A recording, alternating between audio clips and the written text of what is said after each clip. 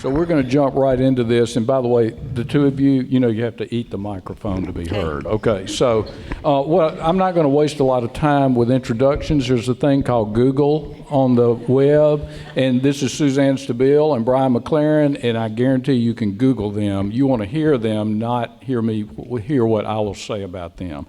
I will say this. 4s on the Enneagram, which I am, are very aware of authenticity. And these are the two of the most authentic people I have ever known. So that is my intro. You can get ready to hear from them now. Hey, George, they say if you learn to fake authenticity, you can do anything. But we know you're faking. I just simply want to introduce this program by saying that I want you all to remember that you may be wrong. So let's jump right into this. So I know you're big on that, and I sent you a YouTube this morning. Why should we go to church, and why should we learn the Enneagram?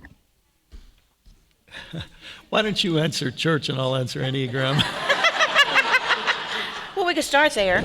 Okay. I think we should go to church because it is very difficult to remember who we are and who God is and who we are in relationship to God if we don't. Because the church can be a place of belonging and a place for finding meaning that other people, other organizations and institutions don't offer. And I think everybody I've ever met wants to belong and wants their life to have some kind of meaning. And I think there is a segment of the population that will never be properly cared for unless we care for them in our churches. And way after that, it's preaching and all that. So if you go to church, you might hear us saying that you shouldn't try to take a splinter out of somebody else's eye if you have a big old log in your own eye. And isn't it interesting, though, how easy it is to find all those annoying splinters in other people's eyes? And every once in a while, it's useful to have a tool that helps you sort of hold up a mirror and see that you might have a couple of 2x4s somewhere in your own eye. And to be able to have tools that help you see yourself in a different way, and then maybe help you understand that those things that you thought were splinters in other people's eyes, that's just their eyes, and so that business of helping us see ourselves and others, it seems to me, is pretty important to living an authentic life. Now, there's a lot of different tools. The way I see it, it's kind of like the difference between an X-ray and a CAT scan and a sonogram. They all have their place, they all have their applicability, but the Enneagram, for any of us who've worked with it, we find that, man, that is a tool that really helps you see some things you didn't see before. So that's something I would say. Let me say something else about church and then see where you want to go with that, Suzanne. But, one of our problems in the world today is that a whole lot of people who don't go to church don't go for really, really good reasons. A friend of mine, I just heard him say, some gods deserve atheists. You get the idea? In other words, some ideas about God are so bad, it's really important to have people who stand up and say, I sure don't believe in that one, right? And there's a whole lot of people who have good reasons for not going to church. And so one of the reasons that I think, even the fact that a church like this would hold an event like this and participate in a book fair says to me something about its attitude to say, we're not just here to draw a line about we're the good people, everybody else is the bad people. Just the way that the pastor introduced this is to say, we think something good is going on in our community, something that's good for our community, it's good for our state, and we want to be part of it. To me, that's the best kind of church to be part of, that helps you. It becomes your avenue, not into becoming part of this little hyper elite spiritual club where you can climb up and talk about how bad everybody else's splinters are, but it becomes a place that helps you do your inner work and then join, the way I would say it, is join God in the healing of the world. My best analogy for part of that is I taught in a church, I don't know, maybe 5 years ago, and they had badges, and you could add a little thing onto your badge for everything you did in the church. And this one woman was just loaded with badges that fell like to her knee on one side, so she had to start a new group over here on this side. And she came up to me and showed me her badges, and she said, "What do you think?" And God is so good to me that the Holy Spirit says in my ear, "Don't say that." So she said, "What do you think?" Again, and I thought for a second and took a breath, and I said, "That looks like an awful lot to carry." And I think people who find their identity in their history in a local church are another good reason for us to ask a lot of hard questions. So we've got another hard question. Why are numbers decreasing in mainstream church and increasing in Enneagram participation? So, boy, there are so many complicated reasons. Can I just tell you that if anybody ever says, here's the reason numbers are declining in churches, and they give you one reason, if we just fix this, it will fix everything, they're just not, they don't know what they're talking about. The reasons are complicated. Can I take a minute to can I give you a really interesting sociological study? I was a pastor for 24 years. I spend most of my time, a lot of my time speaking to clergy, and I care about the church, and because of that, I've become a little nerdy about the church and studying things like this. But here's something interesting. If you take 100 people and they go to church, they live in Jackson, and they move to Mobile, Alabama, if 100 churchgoers in Jackson, not all 100 will find a church in Mobile, right? Every time you move, a certain number of people just drop off, right? And if then, let's say 85 of them are still going to church in Mobile, and then some of them move to Baton Rouge, it's going to be down to 82. You know, every time people move, a certain number of them drop out. Now, here's something really interesting. In around this really started going up right after World War II, but the number of people who go to college started growing. And in the 1960s, mainline Protestants, Methodists, Lutherans, Presbyterians, Episcopalians, they had really high college attendance rates. Now, when you move away to go to college, that's one move. And then when you either move back home or move to another city, that's another move.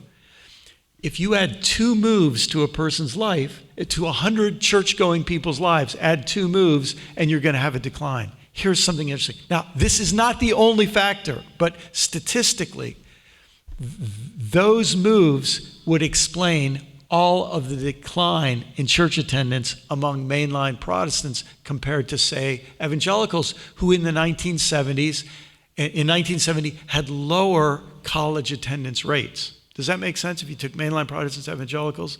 Anyway, but here's what's interesting. Around 2000, the rate of college attendance for evangelicals reached the same level as mainline Protestants in 1970. And guess what? Church attendance rates are showing the same thing. Now, I am not saying that moves are the only factor, but I'm saying there are many, many complex factors. One of those factors, interestingly coincidental with going away to college, is when you go to a new city, you go to university, you meet people with different religious beliefs, different understandings. You maybe learn a little bit more about science and a little bit more about history. And suddenly you go back to church on Sunday, it feels like you're entering a different world. They're operating on a different set of facts. It's like you just entered a room full of people who listen to a different cable television news station than you do. You understand, just a whole different set of facts. And that makes a lot of people say, I don't know why I want to go to a place where I have to see a different set of facts. It just doesn't make sense. The reasons are very complex, and they're very, very many. And one last thing, I hate to say it, but it's true. Going back to the Enneagram, I think a whole lot of people, they go to church Sunday after Sunday, and they're told what they already think, and they're told why they're better than people they already feel better than. And then they think, well, I sort of know that already. I guess I graduated from that. I'll join the church alumni association rather than continuing to go. Interesting thing about Enneagram is you show up at an Enneagram group and they say, or class, and they say, you still got a lot of work to do. You got a lot to learn. You might be wrong about a lot of things. And there's this sense, well, there's still more work to do. That keeps me coming back. So, Suzanne, numbers are exploding in the Enneagram, so go for it. Well, I think that there are two sides to everything, and I think that's good news and bad news, because the Enneagram is certainly very trendy right now, but it's trendy on a very shallow level.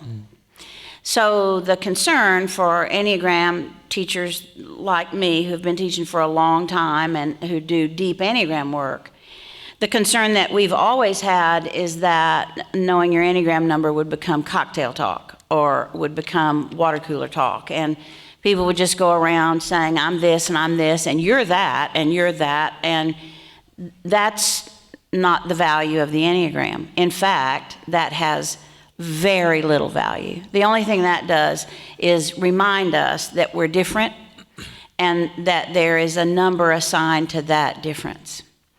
So my way of thinking about all of that is that because there are so many people right now who are interested in the Enneagram, it's really a good time to have Enneagram books on the market.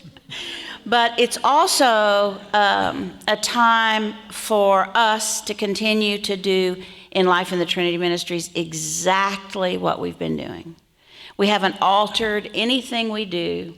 We still do intro work, mid-level work, deep-level work, and we still do it in the same percentages. And here's the value. My audience has dropped in average age by about 25 years. So I'm very thankful for what's happening, and I have some concerns, and I hope I'll still be standing or sitting when the flash is gone. Like I hope I'm still around. I'm from Texas, and you all know that. And one of the things I'd like to say about churches, and it's a story that, if you know me, you know I do all my teaching by storytelling. I thought this morning about us, and I thought, I learn facts from stories, and you add stories to facts. You learn facts first. And then I looked in the mirror while I was brushing my hair and said, that's why he sounds smarter than me. So this is a story from rural Texas that I think is extraordinarily important. There was a time in the United Methodist Church when there was a United Methodist presence in all but 11 counties in the United States. Those days are long gone. But early in our ministry, Joe has been a Methodist pastor for 32 years. And early in our ministry, a guy in our denomination stood up and gave a report at our yearly big meeting. And he said, McGargle, Texas United Methodist Church is going to stay open. They have a membership of 61. And we thought we were going to lose them. And he said, I went to McGargle, and what I recognized was that the water had been turned off because they couldn't pay the water bill. And so women in the church were bringing gallon jugs of water to the church for the bathroom and for the little church kitchen. And he said the conference is taken over paying their water bill. And it's surprising how many people will come to church if they know that they can go to the bathroom. And I think we make up big ideas about why small churches are closing, and I think there are easy answers to helping some small churches with very loyal members have that until they don't need that or can't support it anymore. And who knows who will come back if they just stay there and try to maintain their 61 people membership. So I'm all about not just looking at big denominations and big churches, but looking at the church in terms of everywhere that people are gathering and in all the ways that they're gathering. So tell me the name of where we gather, shall we gather? How we gather. How we gather. You think you wrote that book, but it's okay. Brian wrote a great book, and it's either titled How We Gather, Shall We... I didn't write that. You did write the book about we could gather at the coffee shop and we could gather at other places and we can have church, and you put all the stuff in it for the weekly thing. You did write that book. One of us is really having a big memory problem right now, and I don't know. I'm going to tell you, it is not me. I think I wrote that book. You did not. Oh, okay. Joe Stabile's looking it up right now. You wrote that book. All right, y'all hang in here till we find out who's something. For all the Enneagram folks, neither of us is a 1, and we're really worried about who's right now. Yeah. Well. But what was your point? My point was that somebody wrote a really great book that we neither one know the title of that said, get together with people and go have coffee. And here's a devotional for you to work with, or a reading of the scriptures. You wrote that book. I wrote a book called We Make the Road by Walking that talks about that. That's it. We were both right. And a little bit wrong, but that's all right. I thought we were close enough friends that if I talked about the book, you would know which one I was talking about and not leave me hanging on gathering. So I've lost total control of this program. Go. You got it back. All right. The focus has shifted in churches so often from talking about love to only talking about beliefs, and doing it in a way that promotes fear and anxiety. Is not the Enneagram a quest for essence, which is true love? So I'd love to jump in on that, George. And that really comes back to your earlier question. Those are good questions, George. Really good questions. She hates it when I raise my hand. We've spent a lot of time together, you and I. But that earlier question about what attracts people to the Enneagram, look, I think just about all of us would like to be more loving people. We'd like to have better relationships with our spouses, our children, our parents, our neighbors, our friends, the people who voted for the other person and all that, We'd like to, and we'd like to be more loving, and we probably wouldn't mind if some people close to us became a little more loving, right? And so, ironically, then people think, yeah, a class on the Enneagram will help me become more loving. Too bad there aren't any other organizations that exist to help you become a more loving version of yourself.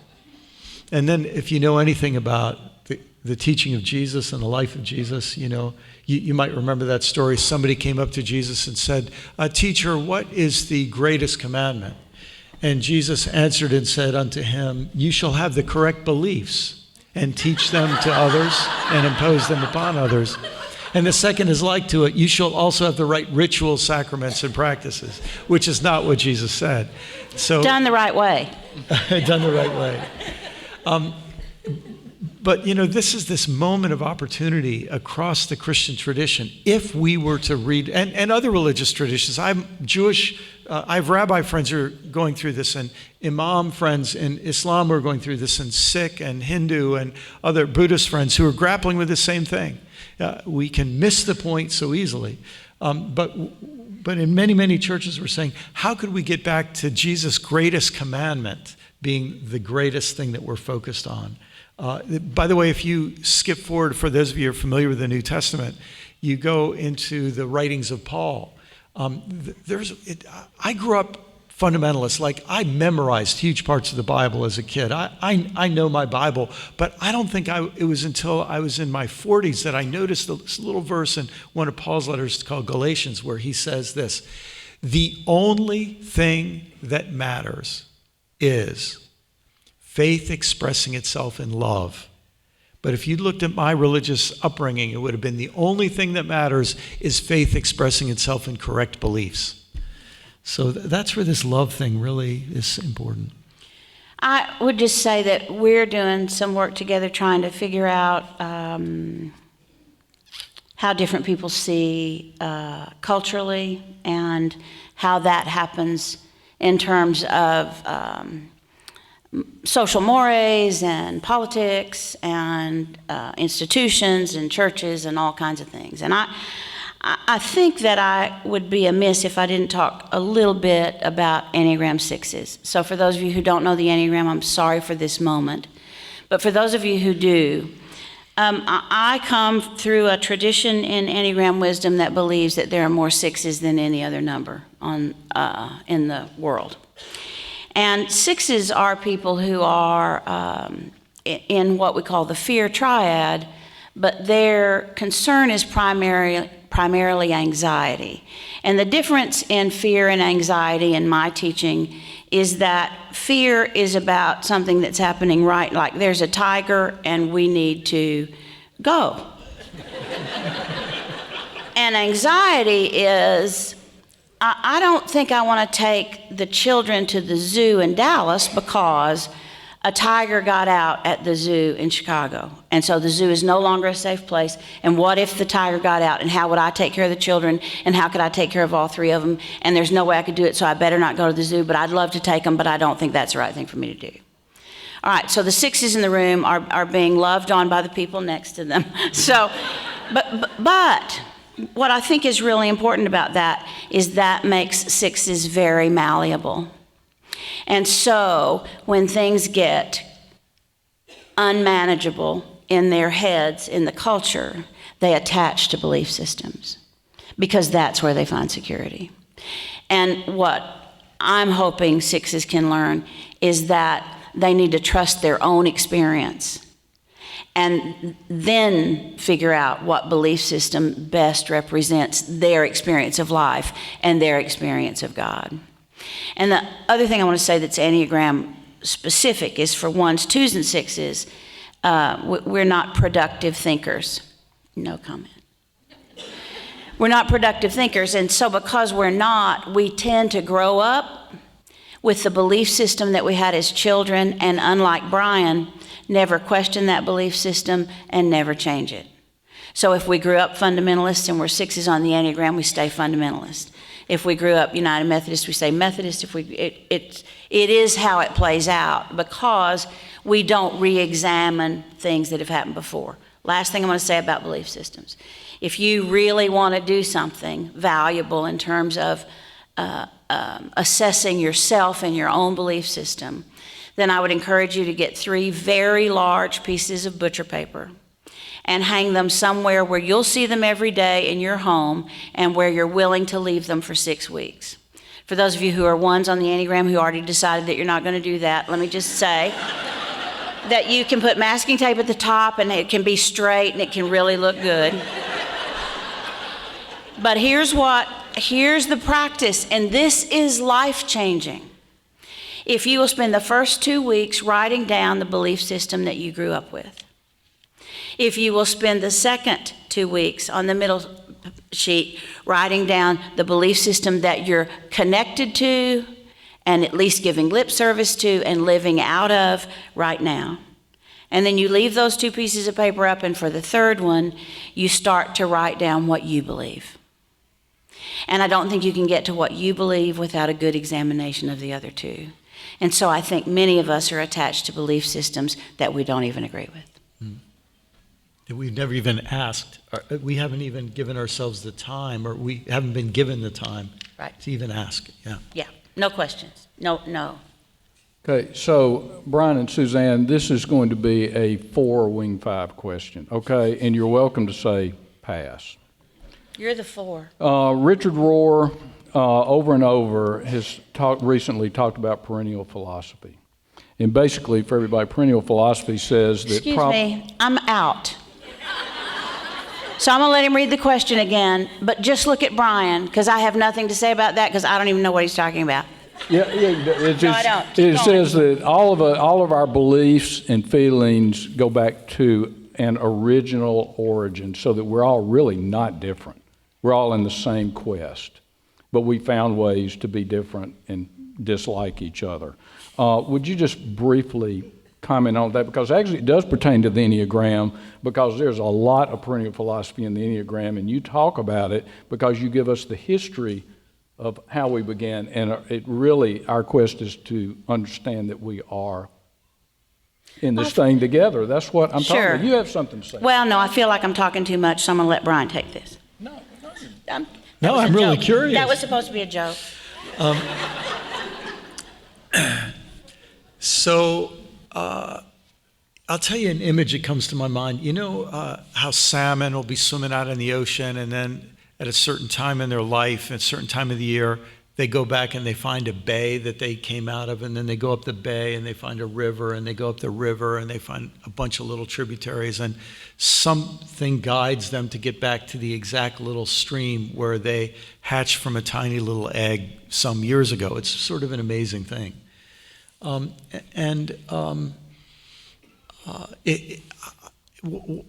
This idea of trying to get back to kind of the headwaters, you know, where everything began.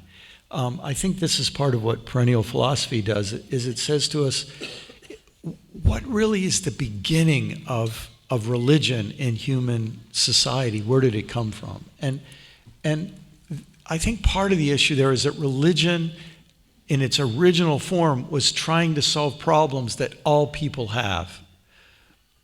Why do people die? What happens after that?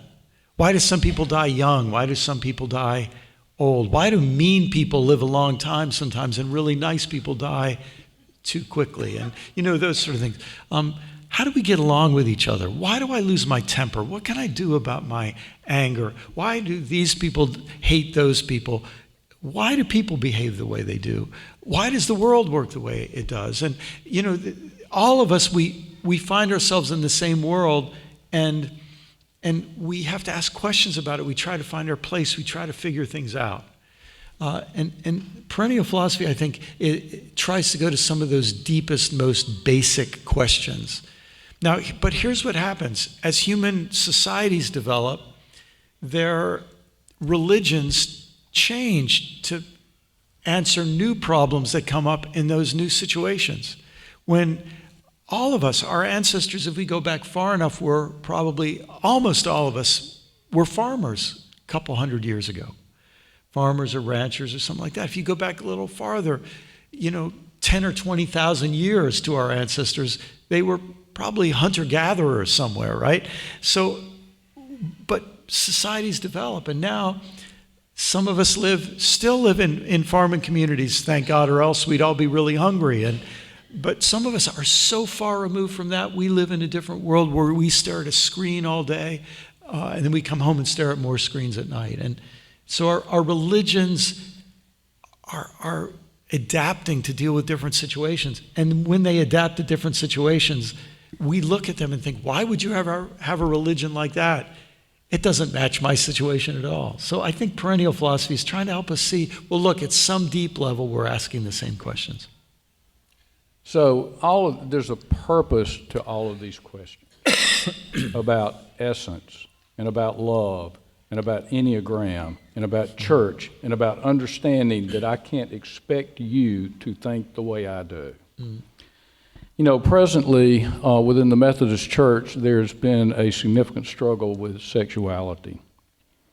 I'm not aware that Jesus said anything about sexuality, and I've looked and looked. About homosexuality. Yeah. Okay. I wish that the two of you would comment on this present topic. Mm.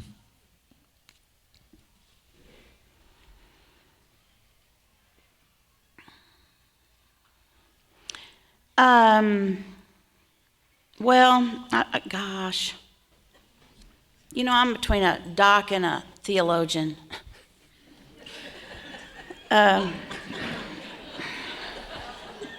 Here's what I think.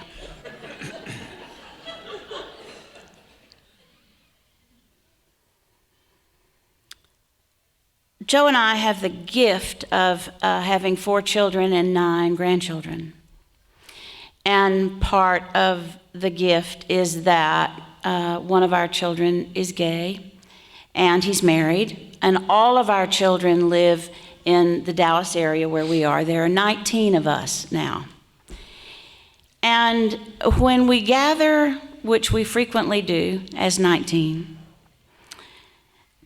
everybody is needed and necessary. And everybody's perspective on life and everybody's way of loving and who they love somehow makes all 19 of us more loving. And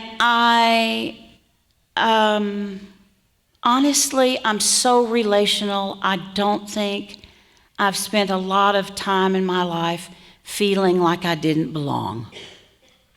If you've ever heard me talk about Joe, then you know that and he's here, that he's the best human being I've ever met.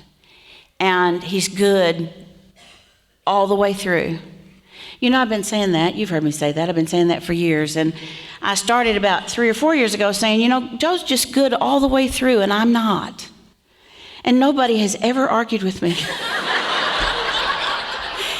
And like my really dear friends, when I say, did you notice Brian didn't say, oh, you are. He just patted me. So my really good friends, when I say Joe's good all the way through and I'm not, they kind of go. So I would say in terms of belonging, I don't quite understand why I get to belong to him. But I belong there. And I fear that we are feeling like we can't belong unless somebody doesn't. And so I think we've assigned a new group of people to fill that role for us collectively. So I'm in because I'm not that. And I belong because I'm not her. And I find that to be heartbreaking on every level, because I've experienced so much belonging, and there's so many things I do that are not in line with the gospel. You know, sometimes I just don't tell the truth. And then I feel okay about it. And sometimes I'm just not loving to other people. You know, I had to find a friend to gossip with, because Joe won't gossip. And so if I was going to take the words of Jesus, then, and if I believed in salvation for a few, then I probably wouldn't be on the list that made it. But our friends in the LGBTQIA community are often just better humans than I am. And so I think we're being exclusive collectively in order to feel like we're included. And I think we can do better than that. And it's...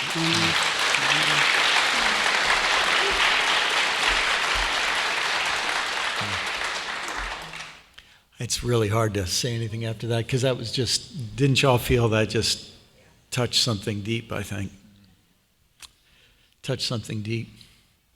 You know, one of the things, look, you know, we're in Mississippi. We all know that in the South in the United States, but in the United States as a whole, we have a good way of not telling the whole truth about our past.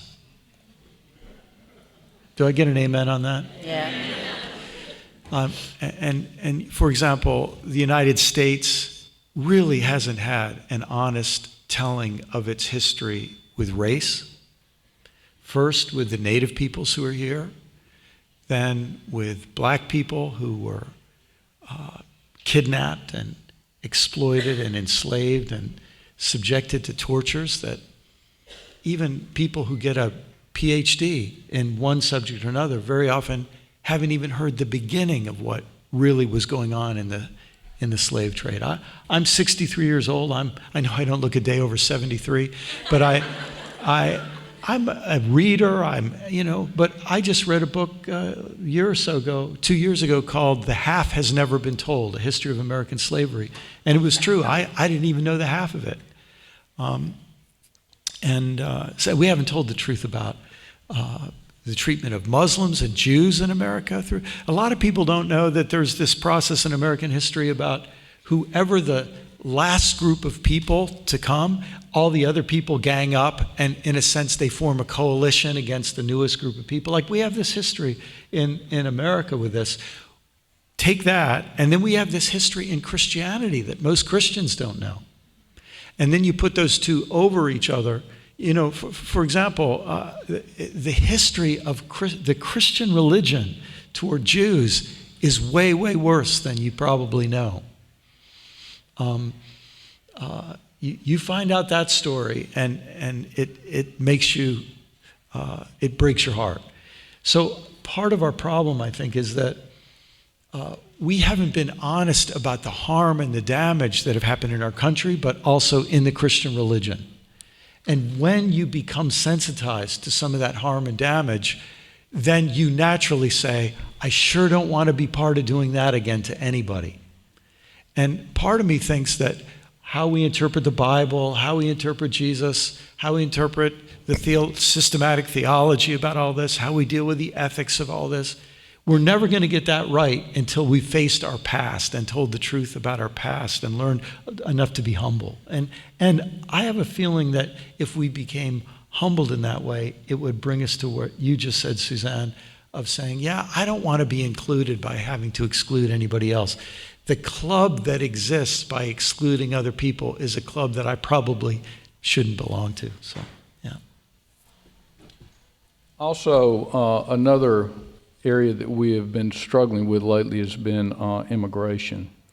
And when we understand that the church is made up of migrants and immigrants, and the Enneagram is certainly made up of migrants and immigrants, I wish that the two of you would comment on your feelings about how important immigration can be and how important it may be for church, Enneagram, and for the country. Go ahead. Well, I was adopted at birth. And so I was kind of a child separated from her parents for a period of time. And I have no idea what my background is. So I can be an immigrant from anywhere I want to. And I can, unfortunately, in a heartbeat, be unwanted again. I have often said that there are some things that you're never not, and being adopted is one of them. And at times it's very painful, and on the other hand, I was adopted into an unendingly wonderful family. And it's given me a perspective as a public teacher that I don't think I would have otherwise. And so from my perspective, as a child separated from parents and not wanted, and from the perspective of I get to be from anywhere I want to, I feel all of that. And I haven't spent a lot of time thinking about what would have happened. My dad happened to deliver me, but what if he hadn't? What if some young doc had delivered me who wasn't ready to have a family? Then I don't know what would have happened to me. And I think if we don't stop and take a deep breath before we harm children, then we've lost our way.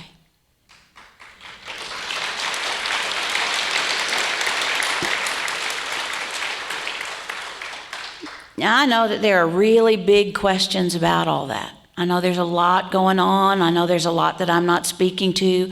And I know that you could say to me, well, yeah, but what about this? And what about this? And what about this? But my answer for everything you have to say is, yeah, but what about the children?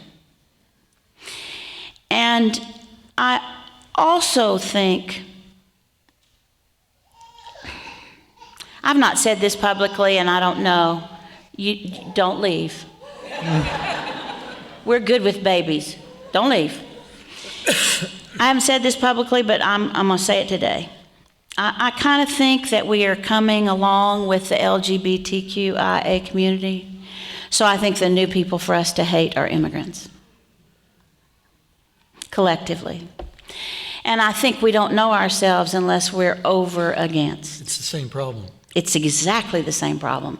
So we have to have somebody to be over against. So the newest people for us to deal with, based on what you just said, are the immigrants. And it's like, okay, well, I have my spot, but there might not be room for you. Joe and I flew from Dallas.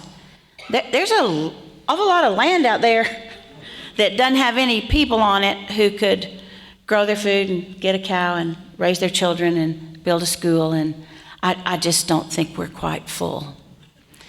The second thing I want to say, thank you. I want to say one more thing about that, and then Brian, I know can and will take you much deeper. I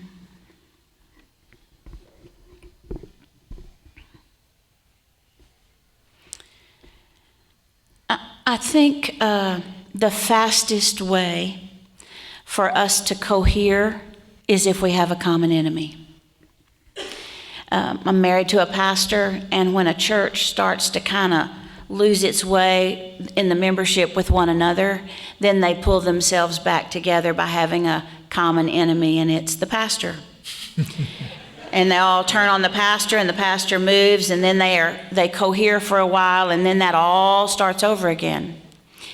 And I think we can't figure out how to cohere again as a people or a group, or we can't figure out how to come together and stay together. And so we've learned that we can stay together with a common enemy. Now, I don't know who you voted for, and that's not my business, but this is my business. We're going to have to vote for things instead of against things.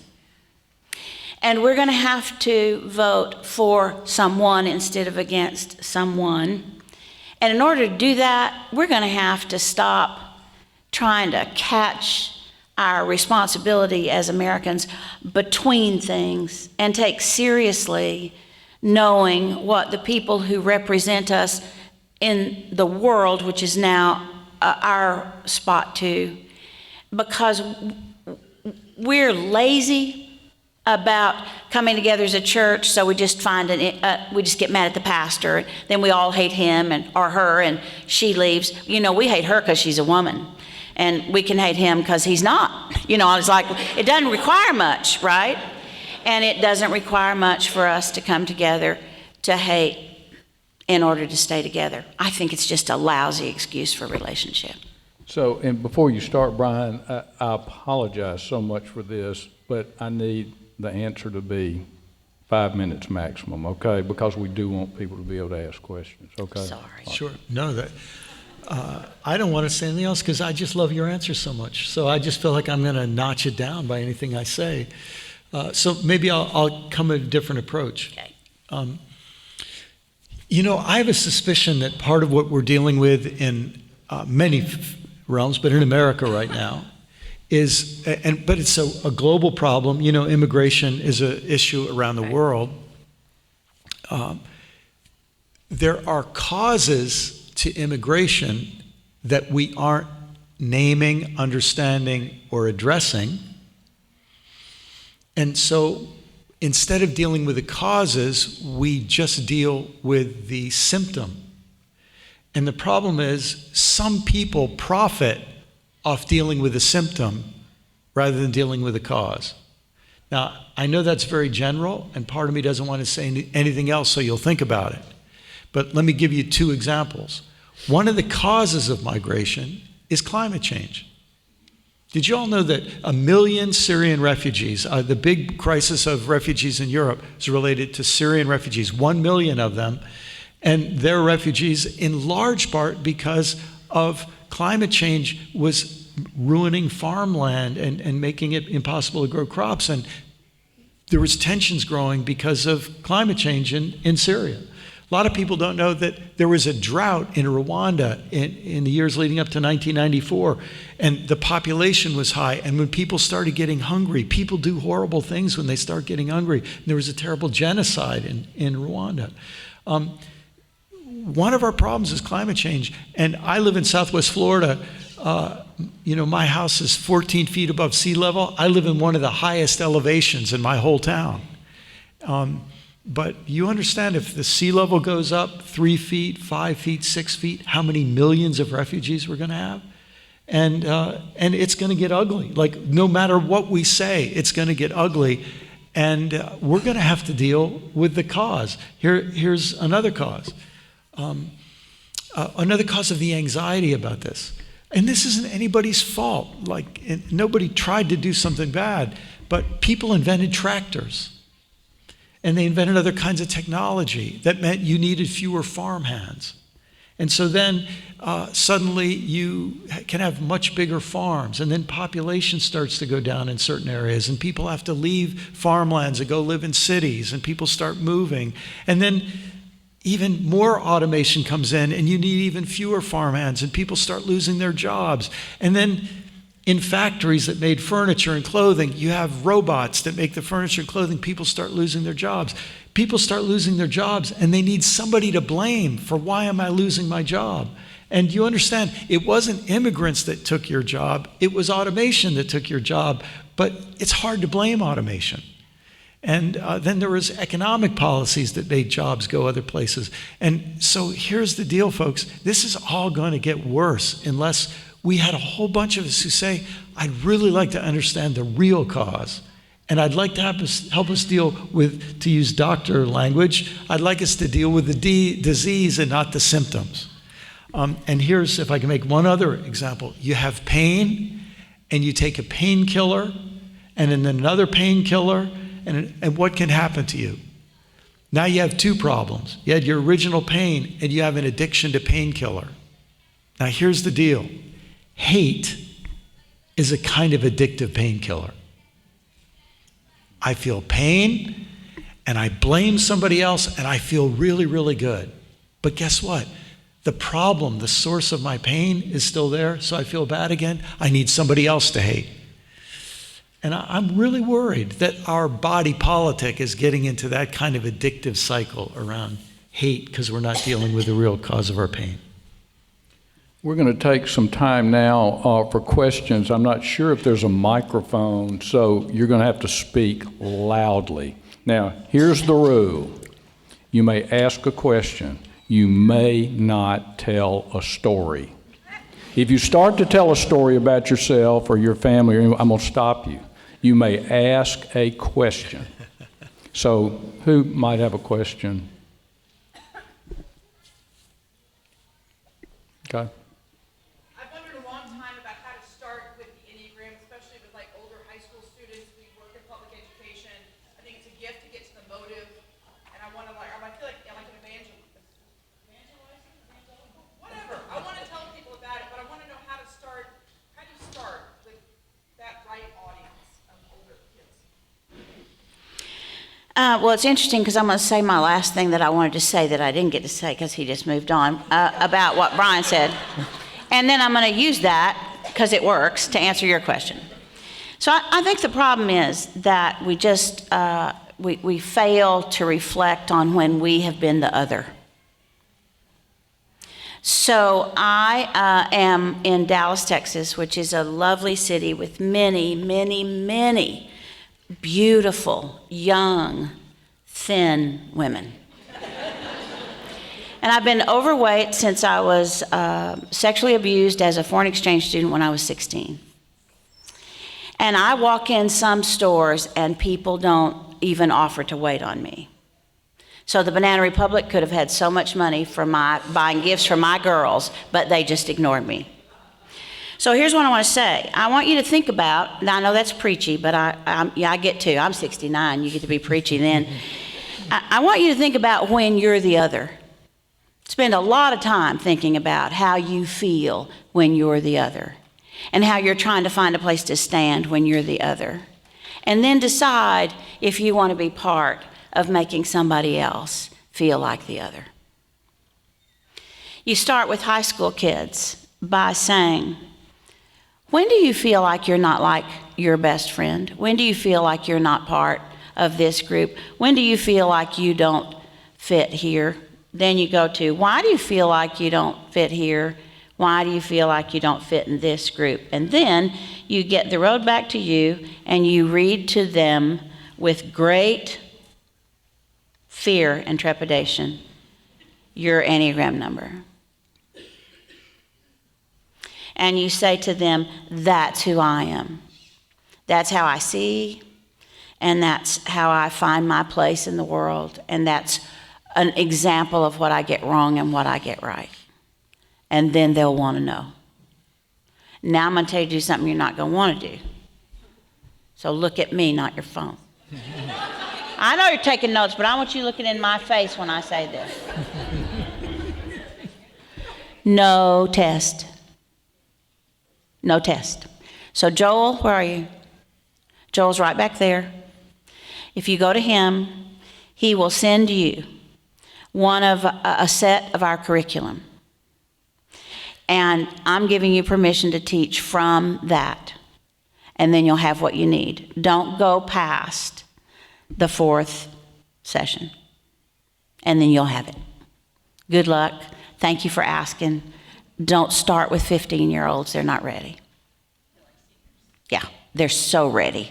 And I would like to add, Suzanne, to this, that it's a perfect time to say not only teaching high schoolers, but teaching parents how to be better parents. And this is a perfect time to say that Billy and Joey Shuey, Joey is Suzanne's oldest daughter, are now teaching parenting in the Enneagram, and Liza Booth, wherever Liza is, and I plan to help organize a program here in Jackson to do that. But I would encourage all of you to look into that. The two of them are amazing teachers, and we need that. I wish I'd known this when my children were young. No other questions? Yes.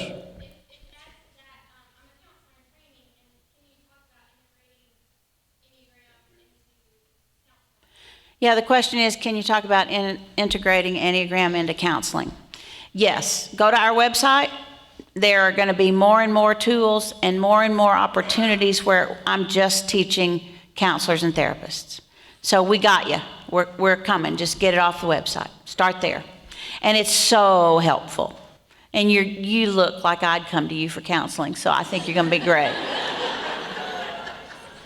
All right, can I ask a question? Yes, go.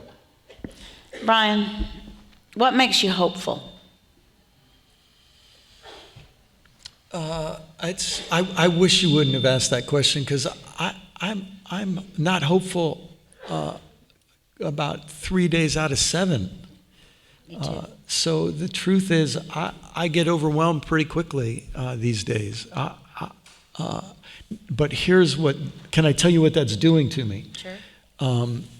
There's a kind of hopefulness that makes you think, oh, everything's going to be okay. I can relax. And I just don't feel that. There's another kind of thing that says everything's going to be such a mess, I might as well give up. There's nothing I can do. I will not feel that. So to me, the place I want to be is right in between, where I say, things could get better, things could get a lot worse, things could get way, way, way worse, or things could get just a little worse. I better play the part that's mine to play to get involved and do everything I can and not miss a moment where it matters. So I don't know if that's hope or not. Sometimes faith gives out, sometimes hope gives out, and all you're left with is love. And so whatever you love, you try to save, even if you have no faith or hope left. And sometimes I wonder when Paul said, three great things remain: faith, hope, and love. The greatest of these is love. I think what he might have meant is when faith and hope give out, you still got love, and that keeps you going. But if, on a bigger picture, if you say, what makes you hopeful? So I'm a Christian. My faith makes me hopeful. Prayer makes me hopeful. The Bible makes me hopeful. Worship makes me hopeful. Gratitude makes me hopeful. All those things do. But lately, religion has been freaking me out a little bit, because I see religion doing as much bad as good, and sometimes more in many places. So science has been making me hopeful. And here's how. You know, if you go to your basic physics class and you learn about cosmology and the origin of the universe, it basically tells you that 14 billion years ago, there was a hot mess. And now we have Mozart and Bach and Weird Al Yankovic and Wanda Sykes and Rembrandt and...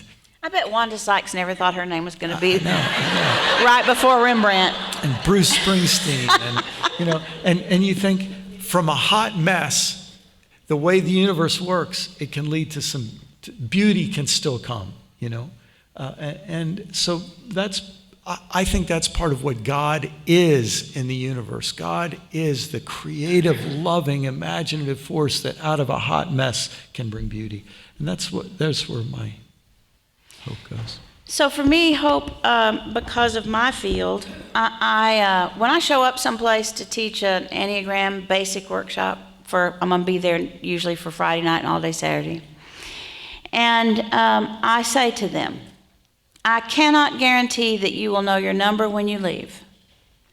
Most of you will, because I'm pretty good at it, but I can't guarantee it. But I can guarantee that everybody in the room will have more compassion.